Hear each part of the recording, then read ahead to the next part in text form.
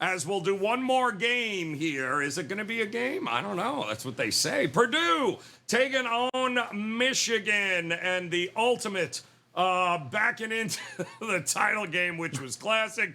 Iowa trying to figure out where it went all wrong. I'll give you three guesses there. 17 is what we're seeing from Michigan now. 52 is the total. I don't know that Michigan could have looked any more impressive than what we saw at Trigg last week against Ohio State. Who knew they could air it out like that? I thought it was just a running team, but so much more than that. And is it me or is Harbaugh, is he improving as a college head coach as these seasons go on from when he first started? Well, he's certainly improving at the, where Michigan wants him to improve, which is playing Ohio State and beating them. And Joe, everyone watched that game. Everyone saw Michigan blow that open in the second half, and for that reason, we're now getting 17 with Purdue, which I think is too many here. We've seen this script before, Joe. Right, like 2 years ago, I think it was Ohio State Northwestern. No one gave Northwestern a chance. Similar spread, and that game was actually close for a while. And Northwestern, I think the final was 22-10. They covered the number in what was probably a more competitive game than that final score would suggest. And I think there is a high probability that ends up being the case here. Purdue's not a bad football team. I mean, you look at them 8-4. Two of those losses really were games that they should have. I don't know if you want to say they should have won. Oh, yes, Penn State. Yes, they should have. It took a last-second play from Penn State and Syracuse to beat Purdue. That's two of their losses, right? So if you throw out that little sort of stretch of Big Ten play, I think it was Iowa and Wisconsin maybe back-to-back, or the two games that they lost back-to-back in Big Ten play. You throw those, if those two are wins and Purdue is 10-2, which they very easily could have been, there's no way you're getting 17 points in this game.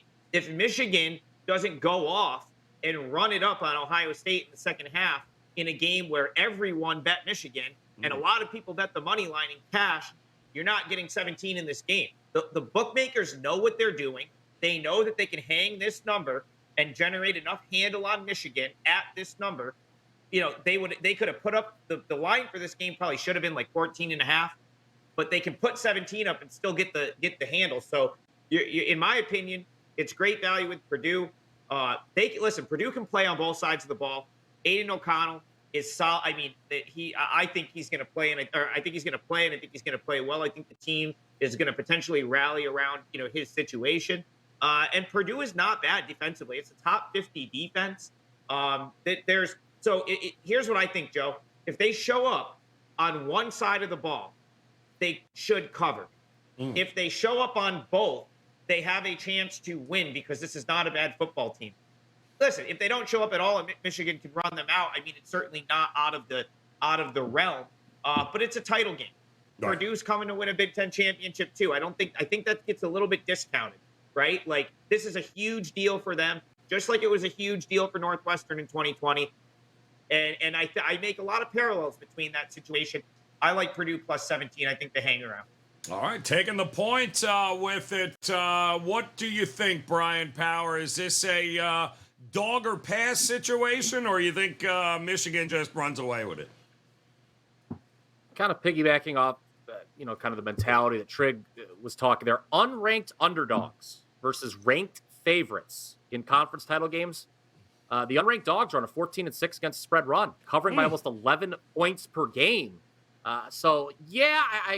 I do agree that it's dog or pass, although I'm going to recommend kind of doing it in a unique way here in a second. Not to bring the mood down on a happy hour. This wasn't good news for Michigan. Breaking news this morning, the defensive tackle Smith, he's dealing with a felony gun charge. You never want that during this going into a big game. Ouch. And then now I do not think Purdue has a chance to win this game outright. No double-digit favorite has lost a Power 5 conference championship since 2005. You'd have to go back to 98 to find the last time a 16-point favorite lost outright in this situation. looking at last year, I think this is different than Michigan and Iowa in the Big Ten title game. Michigan, that was their first time in the Big Ten title game in a while. They were laying double digits, but remember, Iowa, they were such a paper tiger last year, first of all. But people were like, whoa, I can't believe Michigan's laying 12 against Iowa. Iowa's a ranked team. This is different. Everyone's like, oh, Purdue's got no chance. They stink. They don't belong here. So I actually don't think it's an apt comparison to last year. The Big Ten West has not done well in this game, 0-9 straight up. Purdue's numbers don't measure up well against Michigan's, obviously.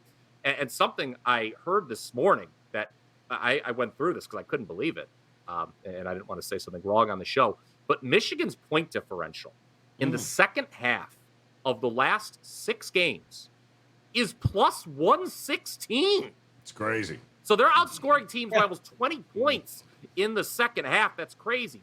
So to double back, I said, all right, we're going to look at Purdue, but do it kind of in a unique way. First half, 9.5. I think, maybe Michigan comes out flat. Maybe they're distracted, with this legal news. So yeah, look for Purdue to keep it close for at least a half. I would play them on plus 9.5. Maybe even wait for plus 10. Obviously, that would be even better.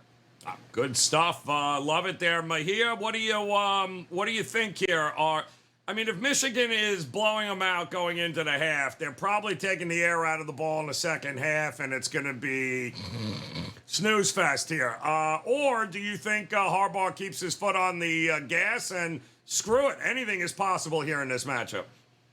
Well, first of all, no Blake Corum again. He just, I think, an hour ago decided to have season-ending surgery, so people are wishing him well on Twitter. But they didn't have him against Ohio State. Donovan Edwards put the game away with 75 and 85-yard touchdown runs late, which tells me you're wearing down a defense when you do that, which scares me on wanting to take the points in either half, really, because what concerns me with Purdue coming into this game is their previous 2 opponents, they're Northwestern and Indiana, and then you elevate your level of opponent as emphatically as you do in facing Michigan here for a championship. But this would be like Jim Harbaugh to fumble away right at the goal line, and the spooky stuff for the Wolverines. Let me get this right: Boilermakers are 3-0 against AP top 5 teams under Jeff Brown, which is another wild stat. Wow. So that's a little scary. I want no action in this game.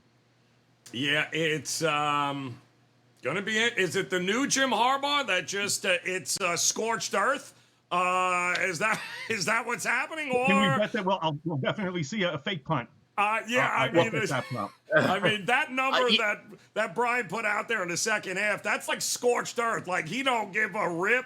He is taking it to the house. So it's going to be a fascinating game for sure in the Big Ten championship. Quite honestly, Georgia and Michigan, even if they lose a close one, they're still playing for a national championship. We got best bets here, guys. Let's roll here. Living in Ohio, I just want to mention this. Everyone wants Ryan Day's head here. So, Jim Harbaugh badly outcoached Ryan. Ryan did just horrible. Oh, absolutely. Absolutely. He overcompensated to stop the run and then made McCarthy look like the best quarterback in the country, which he's not even close. I think I read somewhere, maybe it was Trigg who told me, didn't Urban Meyer stayed after the game, had a meeting or so, I don't know what it was. But maybe all water under the bridge. That's all I'm saying. There is a joke I want to make about Urban Meyer staying after the game, but no, just saying, rumors were flying. There we go.